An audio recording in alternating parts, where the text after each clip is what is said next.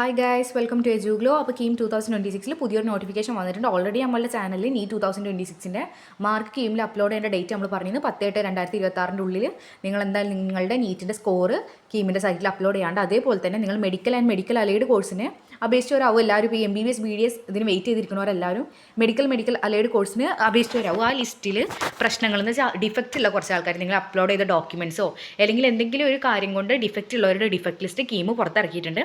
അപ്പോൾ എല്ലാവരും ആ ലിസ്റ്റിൽ പോയിട്ട് പരിശോധിക്കുക നിങ്ങളുടെ അപ്ലിക്കേഷൻ നമ്പർ അതിലുണ്ടോ, എന്താണ് ഡിഫക്റ്റ്. എന്തായാലും നിങ്ങളുടെ കാൻഡിഡേറ്റ് പോർട്ടലിൽ കയറിയിട്ട് നിങ്ങൾ ലോഗിൻ ചെയ്യുക. ഡിഫക്റ്റ് എന്താ നോക്കുക, ഡിഫക്റ്റിനില്ല സർട്ടിഫിക്കറ്റ് എന്താ വെച്ചാൽ അത് റീ അപ്ലോഡ് ചെയ്യുക. ഓക്കെ. അപ്പോൾ 2026-27 അധ്യയന വർഷത്തെ മെഡിക്കൽ ആൻഡ് മെഡിക്കൽ അനുബന്ധ കോഴ്സുകളിലേക്കുള്ള പ്രവേശനത്തിന് ഓൺലൈനായി അപേക്ഷ സമർപ്പിച്ചവരിൽ വിവിധ കാറ്റഗറിയിൽ സംവരണം ക്ലെയിം ചെയ്ത NRI ഉൾപ്പെടെ NRIക്കാരുണ്ട്.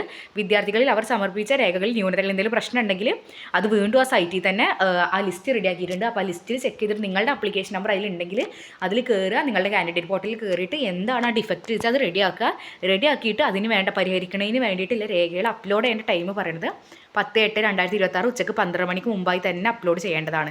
ഓക്കെ, ഇതൊരു മസ്റ്റാണ്. കാരണം നിങ്ങൾ ആ ഡിഫക്റ്റ് ലിസ്റ്റിൽ ഉണ്ടെങ്കിൽ എന്തായാലും നോക്കുക എന്താണ് ആ ഡിഫക്റ്റ് വെച്ചാൽ. ചിലപ്പോൾ എന്തെങ്കിലും കാറ്റഗറിയോ NCLോ എന്തിനാ വെച്ചാൽ ഡിഫക്റ്റ് വെച്ചാൽ അത് വീണ്ടും റീ അപ്ലോഡ് ചെയ്യാൻ ലാസ്റ്റ് ഡേറ്റ് 10/8/2026 അതുപോലെ നിങ്ങളുടെ നീറ്റ് മാർക്ക് ലിസ്റ്റ് കീമിൽ അപ്ലോഡ് ചെയ്യേണ്ട ലാസ്റ്റ് ഡേറ്റും 10/8/2026.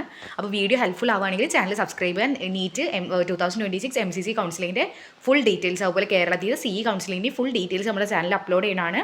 അപ്പോൾ എന്ത് നോട്ടിഫിക്കേഷൻസ് ഉണ്ടെങ്കിൽ ഞാൻ പരമാവധി പെട്ടെന്ന് ഇടാൻ നോക്കുന്നുണ്ട്. അപ്പോൾ ഹെൽപ്ഫുൾ ആവുകയാണെങ്കിൽ ചാനൽ സബ്സ്ക്രൈബ് ചെയ്യുക. താങ്ക്